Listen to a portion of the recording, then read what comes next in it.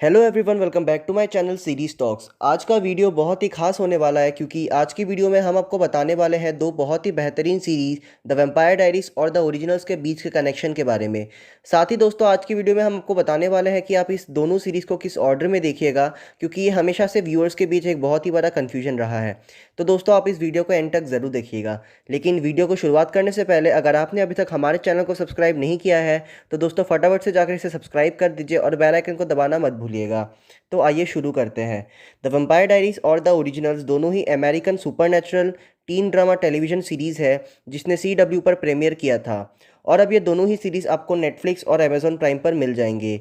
The vampire diaries की IMDb rating 7.7 है और द ओरिजिनल्स के IMDb रेटिंग्स 8.2 है, जो कि दोनों ही सीरीज़ की बहुत ही बेहतरीन है। द वैम्पायर डायरीज़ के इन टोटल 8 सीजन्स है और द ओरिजिनल्स में इन टोटल 5 सीजन्स है। तो दोस्तों, सबसे पहले मैं आपको यह बता दूं कि सबसे पहले बुक्स के अकॉर्डिंग द ओरिजिनल्स वैम्पायर्स जन्म हुए थे और फिर उन्होंने जिन लोगों को कन्वर्ट किया था वो वैम्पायर्स बन गए थे। तो दोस्तों, इस लॉजिक के अकॉर्डिंग इसका मतलब यह है कि द ओरिजिनल्स आपको पहले देखना चाहिए द वैम्पायर डायरीज से। लेकिन दोस्तों, मैं आपको बता दूं कि ये गलत है। लेकिन क्यों? क्योंकि मैं आपको बता दूं कि सबसे पहले आप द वैम्पायर डायरीज को देखिएगा और फिर द ओरिजिनल्स को। लेकिन आपके मन में यह सवाल उठ रहा होगा कि मैं ऐसा क्यों बोल रहा हूँ, तो आइए जानते हैं। सबसे पहला फैक्ट यह है कि the vampire diaries the original से पहले रिलीज़ हुआ था। द वैम्पायर डायरीज 10 सितंबर 2009 में प्रीमियर हुआ था और द ओरिजिनल्स 3 अक्टूबर 2013 में हुआ था। दूसरी बात यह है कि द वैम्पायर डायरीज में character Stefan Salvatore, Damon Salvatore और एलिना गिलबर्ट रहती है, और पूरा सीरीज़ इन तीनों ही कैरेक्टर्स के ऊपर रिवॉल्व होता रहता है। तो इस सीरीज़ में आपको स्टेफन और डेमन एलिना को बचाते हुए नजर आने वाले हैं सारे खतरों से। एलिना को सबसे बड़ा और सबसे पहला खतरा होता है क्लाउस माइकलसन से, जो कि एक ओरिजिनल वैम्पायर रहता है। और दोस्तों, ये द ओरिजिनल्स सीरीज़ के सबसे इंपॉर्टेंट और पावरफुल कैरेक्टर्स में से एक है। क्लाउस को एलिना का खून चाहिए होता है ताकि वो एक हाइब्रिड बन सके, ताकि वो और ज़्यादा पावरफुल हो जाए।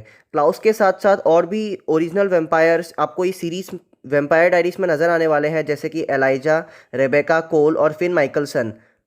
लेकिन दोस्तों, इन सभी द ओरिजिनल वैम्पायर्स के कैरेक्टर्स का रोल इस सीरीज़ में सीज़न 5 या 6 तक ही रहता है, क्योंकि उसके बाद वो सब मिस्टिक फॉल्स को छोड़कर न्यू ऑर्लियंस चले जाते हैं और वहाँ से ही शुरुआत होती है द ओरिजिनल सीरीज़ की। लेकिन दोस्तों, मिस्टिक फॉल्स छोड़ने से पहले क्लाउस हेली मार्शल नाम के एक वेयरवुल्फ को प्रेग्नेंट कर देता है, जो कि द वैम्पायर डायरीज की कैरेक्टर रहती है।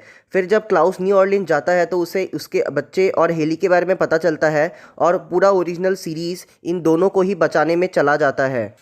तो दोस्तों, बेसिकली अगर हम कनेक्शन की बात करें तो इसमें यही कनेक्शन है कि द ओरिजिनल्स देखने से पहले अगर आप वैम्पायर्स डायरीज नहीं देखेंगे तो आपको ये नहीं मालूम चलेगा कि हेली कैसे ही क्लाउस को मिलती है और वो क्यों प्रेग्नेंट हो जाती है। और दोस्तों, क्लाउस इतना ज़्यादा पावरफुल हमें क्यों नज़र आता है एक हाइब्रिड बनने के बाद द ओरिजिनल्स में, ये भी आपको मालूम नहीं चलेगा अगर आप वैम्पायर डायरीज नहीं देखेंगे, क्योंकि द वैम्पायर डायरीज सीरीज़ के बाद ही क्लाउस एलिना का खून के लेने के बाद वो एक हाइब्रिड बन जाता है। तो दोस्तों, बेसिकली मैं आपको यही बताऊँ कि आप सबसे पहले द वैम्पायर डायरीज को देखिएगा और उसके बाद द ओरिजिनल्स को, तब आपको ये सीरीज़ बहुत ही बेहतरीन और अच्छे से समझ में आने वाला है। तो दोस्तों, इसी के साथ मैं आशा करता हूँ आपको ये वीडियो अच्छा लगा होगा, और आप होप करता हूँ कि आपको ये कनेक्शन समझ में आया होगा। दोस्तों, अगर आपको ये वीडियो अच्छा लगा तो इसे लाइक और शेयर ज़रूर करना।